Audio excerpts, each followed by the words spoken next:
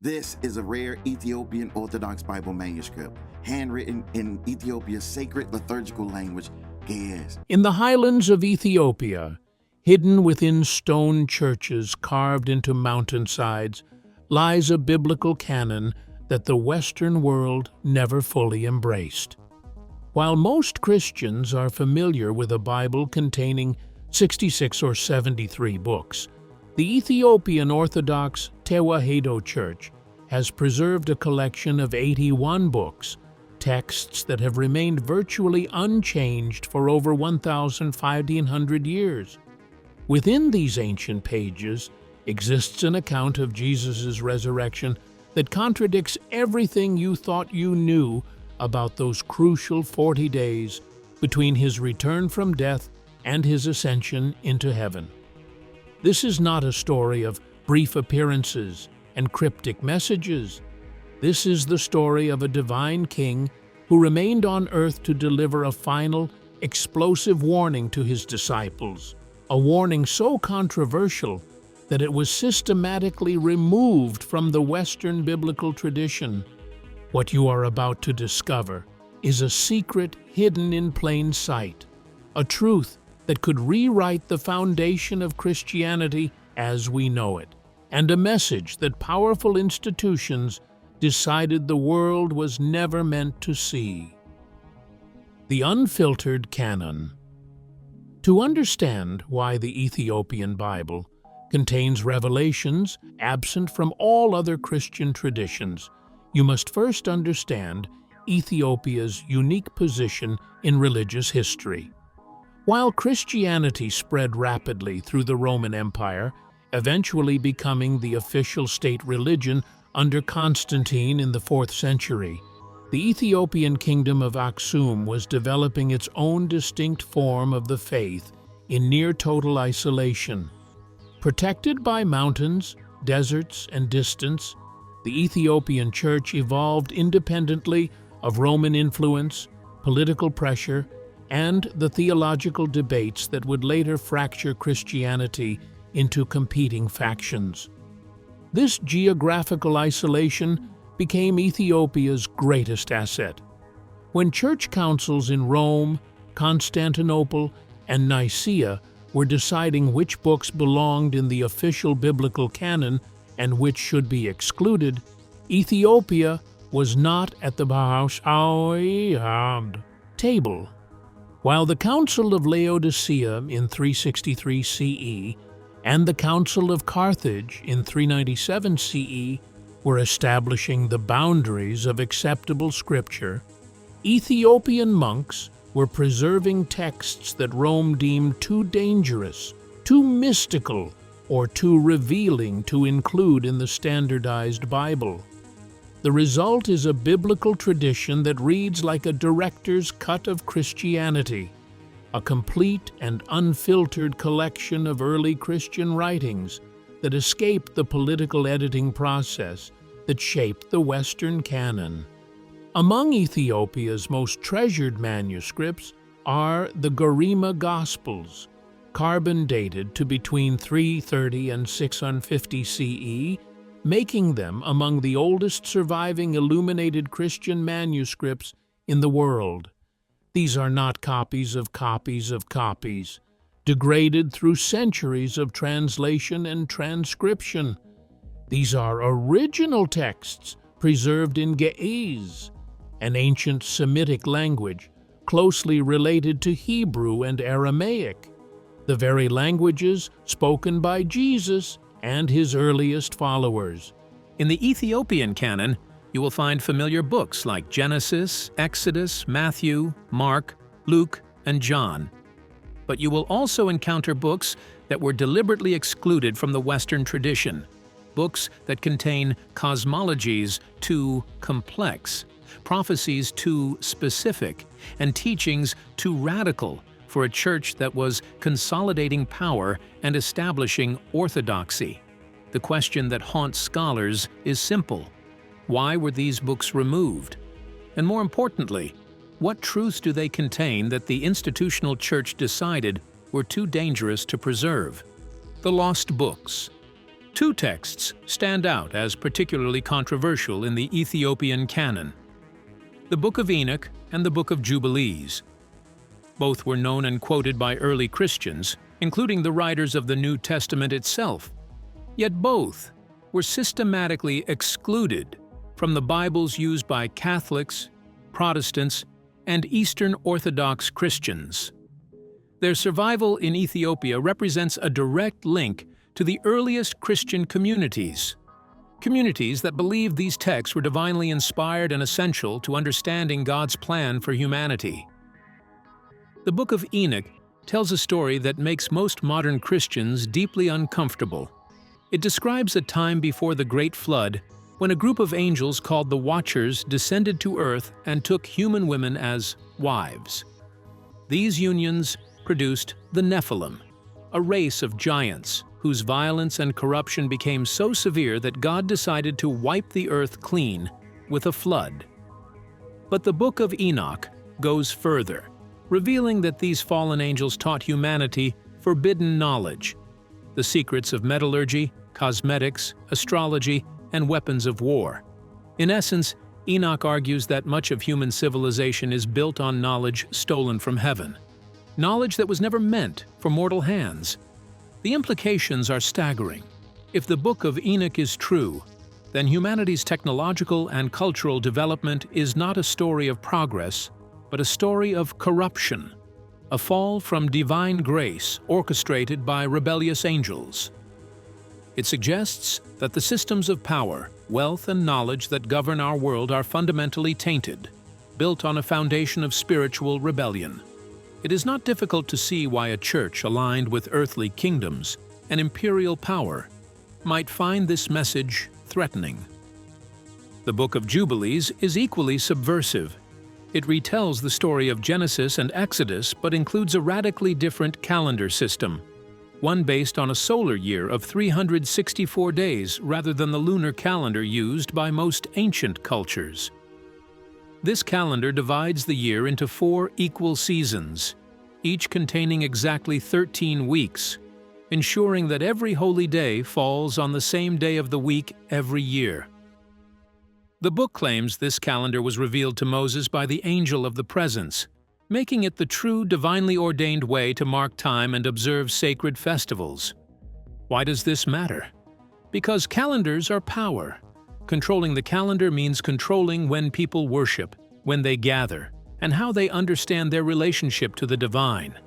By rejecting the calendar of Jubilees and adopting the Roman calendar, the institutional church was not just making a practical decision, it was making a theological statement about authority, about who had the right to determine the rhythms of sacred time. Ethiopia, by preserving Jubilees, was preserving a different vision of Christian practice, one rooted in ancient revelation rather than imperial convenience. But these lost books are only the beginning.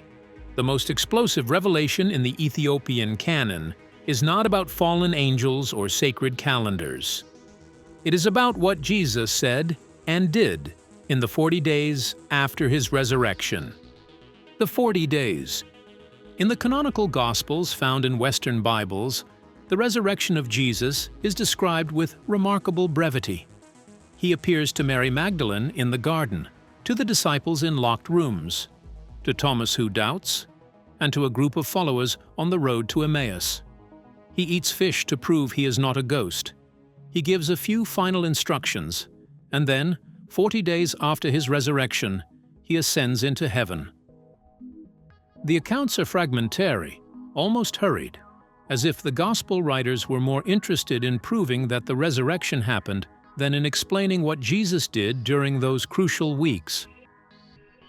The Ethiopian text known as the Mashafakedan, or the Book of the Covenant, tells a radically different story. According to this text, Jesus did not spend 40 days making brief, enigmatic appearances. He spent 40 days teaching, revealing, and warning. He gathered his disciples on a mountain and delivered a comprehensive theological instruction, a final testament that explained the true nature of his mission, the forces that would corrupt his message, and the fate that awaited those who claimed to follow him but pursued wealth and power instead.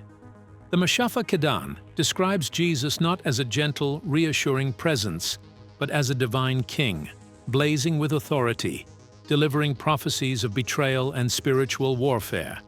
He warned his disciples that his message would be twisted by future generations, that institutions would rise in his name but serve themselves rather than God, that leaders would build churches of gold and stone while ignoring the suffering of the poor. He described a time when his teachings would be buried under layers of ritual, tradition, and political compromise, when the pure, radical simplicity of his message would be lost beneath the weight of institutional power. This is not the Jesus of Sunday school.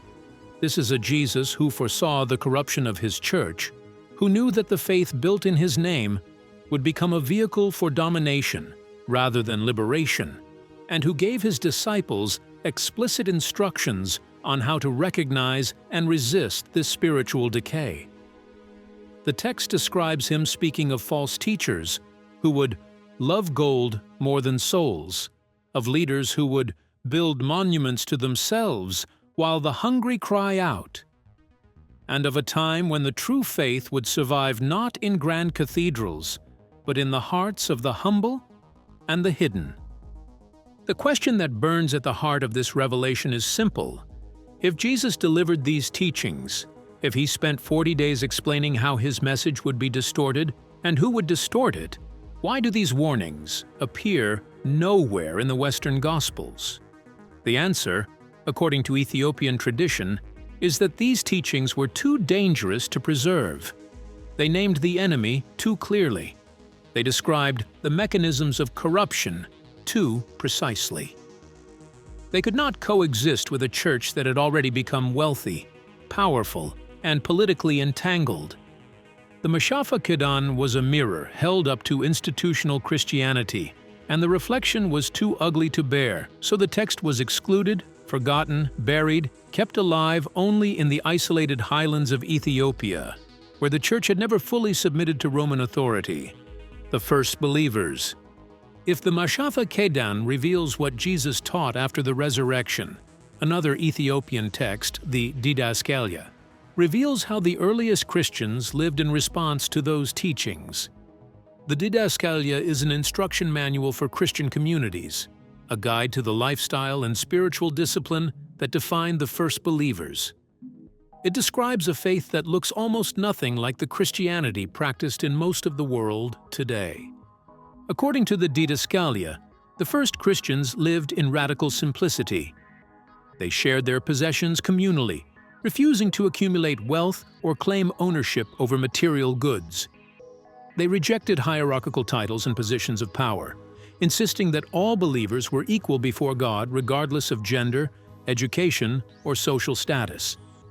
They practiced daily prayer, fasting, and meditation, viewing the spiritual life as a constant, disciplined effort to purify the heart and mind. They cared for the sick, the orphaned, and the imprisoned, seeing service to the vulnerable as the truest expression of faith. Most strikingly, the Didaskalia describes a faith that was internal and personal, rather than institutional and ritualistic. Believers were encouraged to seek direct mystical experiences of God through prayer and contemplation. They were taught that the kingdom of God existed within them, not in buildings or ceremonies. They were warned against placing their trust in human leaders, religious authorities, or external structures, because all earthly systems were corruptible and temporary.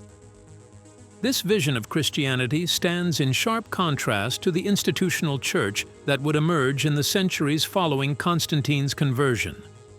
That church built basilicas and cathedrals, established rigid hierarchies of bishops and cardinals, accumulated vast wealth through tithes and donations, and aligned itself with political powers to enforce orthodoxy and crush dissent. It created elaborate rituals, complex theologies, and exclusive sacraments administered only by ordained clergy. It became in many ways the exact opposite of the humble, egalitarian, spiritually focused communities described in the Didaskalia. Ethiopian Christians, by preserving the Didaskalia, preserved a record of what was lost. They maintained a vision of what Christianity could have been if it had remained true to the simplicity and radicalism of its origins. And they posed an uncomfortable question to the rest of the Christian world. At what point did the faith stop being a spiritual path and become a political institution? At what point did the Church of Jesus become the Church of Constantine? The Inner War. Beyond its unique historical texts, the Ethiopian biblical tradition contains theological concepts that challenge the very foundations of Western Christian thought. One of the most striking is the concept of walking death. The idea that many people who appear alive are, in a spiritual sense, already dead. According to Ethiopian teachings, a person can be physically healthy, socially successful, and outwardly functional while being completely empty inside, devoid of spiritual life, disconnected from God, and enslaved to material desires. These are the walking dead, people who exist but do not truly live. This concept introduces a dualism that is largely absent from Western Christianity. While most Christian traditions emphasize the goodness of creation and the hope of redemption, Ethiopian theology acknowledges a darker reality, that the material world is a battleground, that spiritual forces are at war within every human heart, and that many people lose this battle without ever realizing they were fighting. Ethiopian texts describe two creators, a theology that horrifies Orthodox Christian theologians. There is the true God, the God of light and love who exists beyond the material world. And there is a lesser creator, sometimes called the demiurge, who fashioned the physical universe. This material world is not evil, but it is flawed, imperfect, a pale reflection of the divine perfection that exists in the spiritual realm. Humans are caught between these two realities, possessing both a physical body tied to the flawed material world and a divine spark of spirit that yearns for reunion with the true God. Every person, according to Ethiopian teaching, is accompanied by two invisible beings throughout their life. One is a guardian angel, a messenger of the true God who whispers guidance, encouragement, and truth. The other is a deceiver, a dark spirit who plants doubts, fears, and lies. The spiritual life is a constant battle between these two voices, a daily decision about which one to listen to and follow. Salvation is not a one-time event secured by a prayer or a ritual. It is a lifelong struggle, a war fought in the hidden chambers of the heart. This theology is unsettling because it offers no easy answers, no guaranteed safety, no institutional structure that can save you.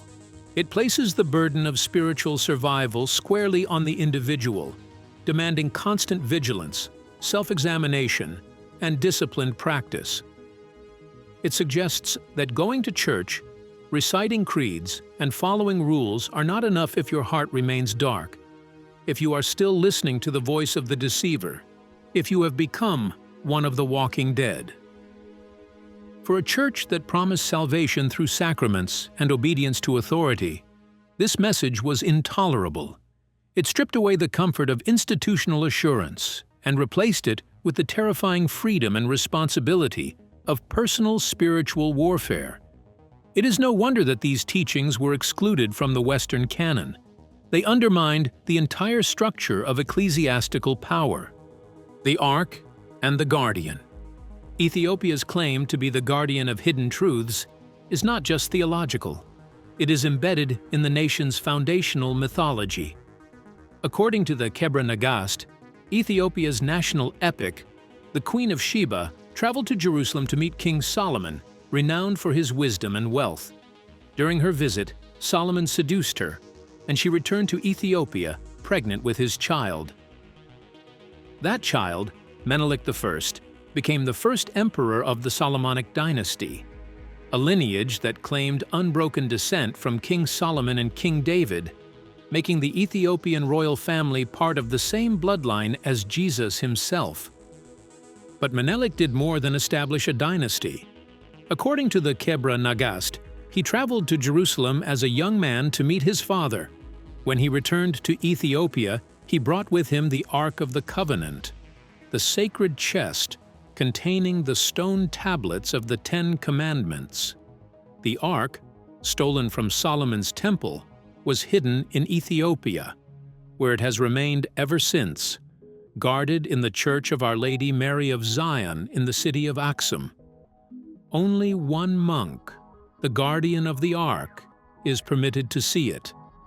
He is chosen for life and never leaves the church grounds. When he dies, another is chosen, and the cycle continues. Whether or not the Ark truly resides in Ethiopia is a matter of faith and speculation. But the story itself reveals something profound about how Ethiopians understand their role in salvation history. They see themselves as the chosen guardians, the keepers of what was too sacred, too powerful, or too true to remain in the hands of empires and institutions. Just as Menelik brought the Ark to Ethiopia for safekeeping, so too did the Ethiopian Church preserve the unfiltered scriptures, the radical teachings, and the dangerous truths that Rome decided to bury. This is why the Ethiopian Bible matters. It is not just a collection of old books. It is a testimony to what Christianity was before it became an empire, before it built cathedrals and armies, before it compromised with power and wealth. It is a record of the message Jesus actually delivered, a message that institutions found too threatening to preserve. The Ethiopian Bible reveals a resurrection story that the Western world never heard. It describes a Jesus who did not vanish into heaven after a few cryptic appearances, but who spent 40 days delivering a comprehensive warning about the corruption of his message, the rise of false teachers, and the spiritual war that would rage in the hearts of his followers. It preserves teachings about the nature of reality, the battle between light and darkness, and the responsibilities of true faith that were deemed too radical for a church seeking institutional stability and political power. For centuries, the Ethiopian Orthodox Tewahedo Church has guarded these texts in isolation, high in the mountains, far from the reach of councils and emperors.